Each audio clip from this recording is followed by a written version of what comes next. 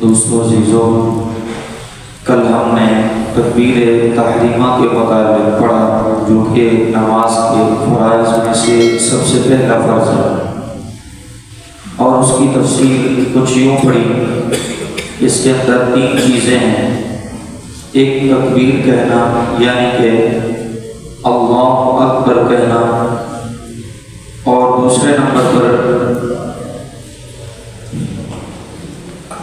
ہاتھ اٹھانا۔ اس کے متعلق کل ہم نے پڑھا کہ ہاتھ کانوں کی لو تک کیوں اٹھاتے ہیں، تو ہم نے عرض کیا تھا کہ احناف کے ہاں ایسا کام کیا جاتا ہے، یعنی کوئی بھی مسئلہ ہے اس کو احتیاط سے کیا جاتا ہے، کہیں ایسا نہ ہو کہ اس کے اندر کمی آ جائے۔ تو ہاتھ اٹھانا اور کانوں کی لو تک اٹھانا، اس کی حیثیت واضح کی تھی، اور آج ہم نے ہاتھ باندھنے کے متعلق گفتگو کرنی ہے کہ ہم نے ہاتھ کہاں پر باندھنا ہے۔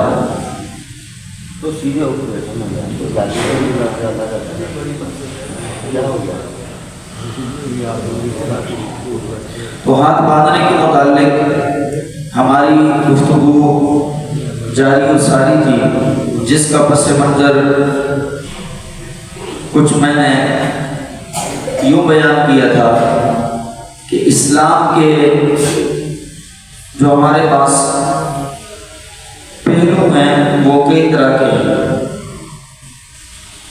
یعنی کہ حضور علیہ السلام ابتدائی اسلام میں کچھ چیزوں کی اجازت عطا فرماتے تھے اور بعد میں ان سے منع فرماتے تھے، یا پہلے ان چیزوں سے منع فرماتے اور بعد میں ان چیزوں کی اجازت عطا فرماتے۔ اس کی مثال ایک کتا پالنے کے حوالے سے ہم نے دی تھی کہ ابتدائی اسلام میں کتا پالنے سے منع کیا گیا تاکہ دلوں سے اس چیز کی محبت ختم ہو جائے۔ یہ چیز ضرورت جو تھی وہ محبت کے طور پر دلوں کے اندر اجاگر ہو گئی تھی، اب اس محبت کو ختم کرنا تھا اور ضرورت کو مد نظر رکھنا تھا، تو آقا کریم علیہ السلام نے بعد میں اس کی اجازت عطا فرمائی۔ اسی طرح شروع میں ابتدائی اسلام میں ہوتا یہ تھا کہ کفار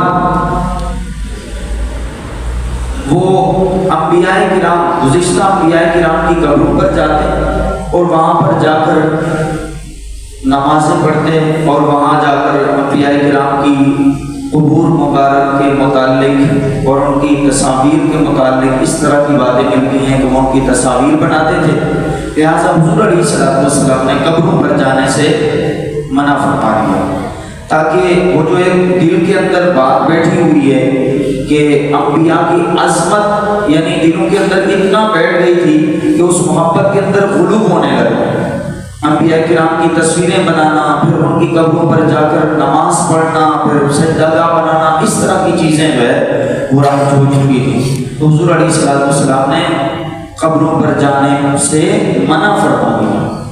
اور پھر حدیث مبارکہ ہے، حضور علیہ السلام نے فرمایا نہیتکم عن زیارت القبور، کہ تمہیں میں نے زیارت قبور سے یعنی قبرستان جانے سے منع کیا تھا، کہ اب حضور نے فرمایا اب تم جایا کرو، فإنها تذکر الآخرہ، کیونکہ اب وہ آخرت کی یاد دلاتی ہے۔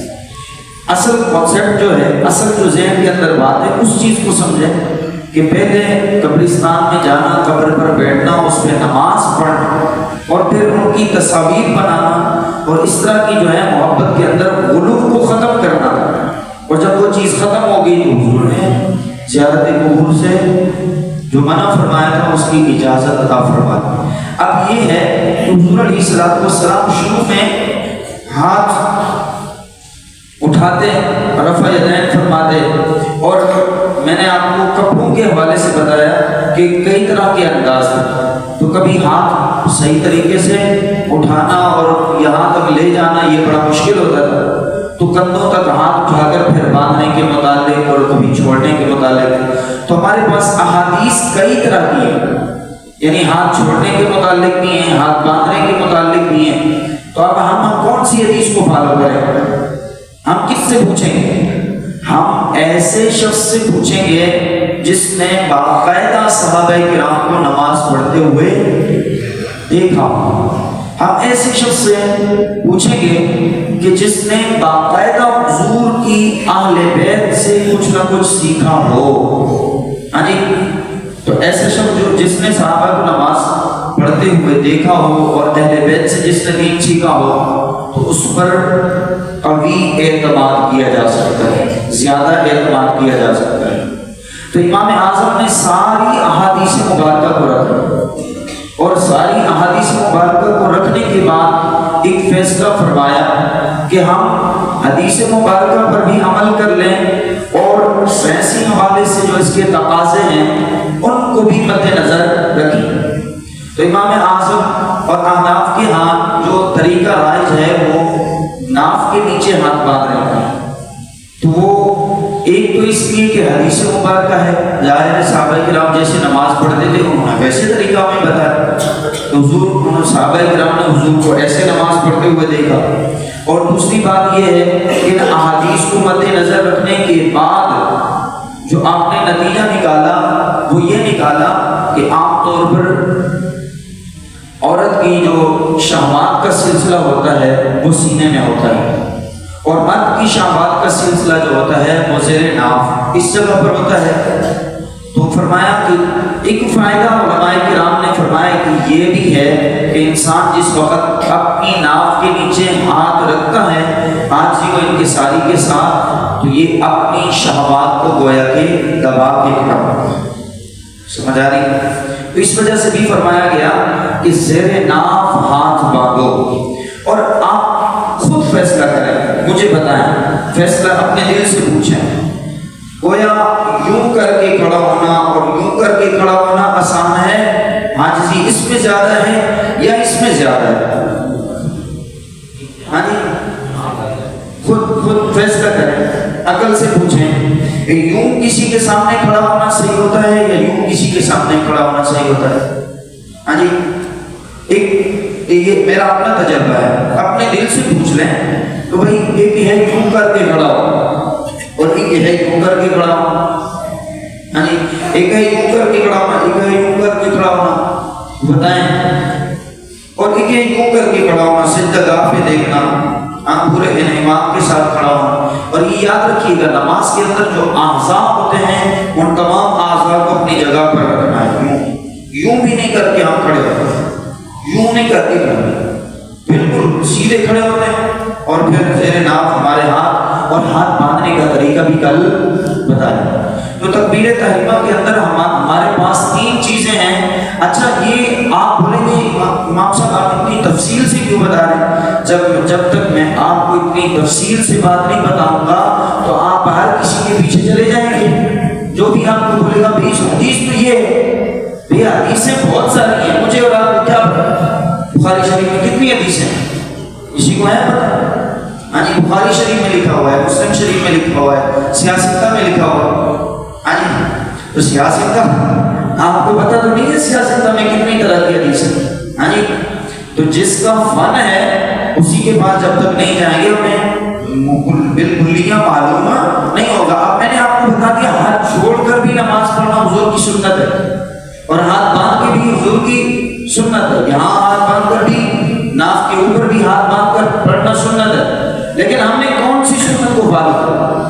ایک تو حضور کا ابتدائی اسلام کا عمل ہے، اور ایک حضور کا وفات کے قریب والا عمل ہے۔ تو بعض اوقات ایسا ہوتا ہے کہ پہلے والا عمل جو ہوتا ہے وہ منسوخ، اس کا حکم منسوخ ہو جاتا ہے، اور بعد والا عمل فالو کیا جاتا ہے۔ تو حضور علیہ السلام کی حیات مبارکہ کے آخری جو ظاہری حیات مبارکہ کے آخری جو لمحات اور آپ کے آخری اعمال پہ احناف اس کو فالو کرتے ہیں، کیونکہ پہلے والے بہت سارے منسوخ بھی ہو گئے۔ تو اس تکبیر تحریمہ کے اندر ہمیں 3 چیزیں ہم نے سیکھیں۔ ایک تو اللہ اکبر کہنا، دوسرا ہاتھ اٹھانا کہ کہاں تک ہم نے ہاتھ اٹھانے ہیں، کانوں کی لو تک، اور کیوں اٹھانے ہیں اس کی وجہ، اور تیسری بات ہاتھ باندھنا کہ کہاں پر ہم نے ہاتھ باندھنے ہیں۔ تو یہ پورا تکبیر تحریمہ کے متعلق ہم نے سیکھ لیا کہ یہ نماز کے فرائض میں سے سب سے پہلا رکن، سب سے پہلا فرض، اس کے اندر اتنی چیزیں ہیں۔ مطلقاً یہ جو تکبیر تحریمہ مطلقاً یہ فرض ہے، ٹھیک ہے۔ اس کے بعد اللہ اکبر کہنا سنت، ہاتھ اٹھانا سنت، ہاتھ اٹھانا سنت، کانوں کی لو تک اٹھانا مستحب ہے، یہ فرق ہے۔ ہاتھ اٹھانا سنت ہے لیکن کانوں کی لو تک اٹھانا مستحب ہے۔ اور پھر یہ ہاتھ باندھنا بھی سنت، اور زیر ناف ہاتھ باندھنا یہ مستحب ہے۔ تو آپ کو ہم نے واضح کر دیا کہ نماز کا فرض چھوٹ جائے تو نماز نہیں ہوتی، نہ واجب چھوٹ جائے تو سجدہ سہو کے ساتھ نماز مکمل ہو جاتی ہے۔ سنت اور مستحب چھوٹ جائے تو اس کی وجہ سے دیکھا جائے گا کہ سنت کو جان بوجھ کر چھوڑا ہے یا بھولے سے۔ اگر جان بوجھ کر چھوڑا ہے تو گناہگار، اگر بھولے سے چھوڑا ہے تو اس میں معافی ہے۔ تو یہ یاد رکھنا۔ اس کے بعد ہے ہمارے پاس تکبیر تحریمہ کے بعد کیا ہے؟ قیام، یہ بھی کیا ہے؟ فرض۔ اس کے بعد قرات، یہ بھی کیا ہے؟ فرض۔ رکوع، سجود، قعدہ اخیرہ، یہ ساری کی ساری چیزیں کیا ہیں؟ نماز کے اندر فرض ہیں۔ اور یہ ایسے فرض ہیں گویا کہ آپ کے پارٹس ملیں تو آپ کی باڈی تیار ہوتی ہے، سمجھ آ رہی؟ اگر ایک پارٹس بھی نہیں ہے تو آپ کی باڈی مکمل نہیں۔ اسی طرح اگر تکبیر تحریمہ اس کے ساتھ یہ چیزیں مکمل نہیں ہیں تو نماز بھی مکمل نہیں ہوگی۔ تو یہ فرائض یہ حیثیت رکھتے ہیں کہ اگر ان میں سے کوئی ایک بھی چھوٹ جائے، ان میں سے کوئی ایک بھی چھوٹ جائے اور چھوٹنے کے بعد حضرت کو پتہ چل جائے کہ ایک فرض چھوٹ گیا ہے تو نماز بالکل نہیں ہوگی، چاہے جان بوجھ کر چھوٹا ہو یا بھولے سے چھوٹا ہو۔ فرض ہر صورت میں ادا کرنا ہے، پورا کرنا ہے۔ اگر جان بوجھ کر چھوڑا ہے تو گناہگار بھی ہوگا، نماز بھی نہیں ہوگی، گناہگار بھی ہوگا اور نماز بھی نہیں ہوگی۔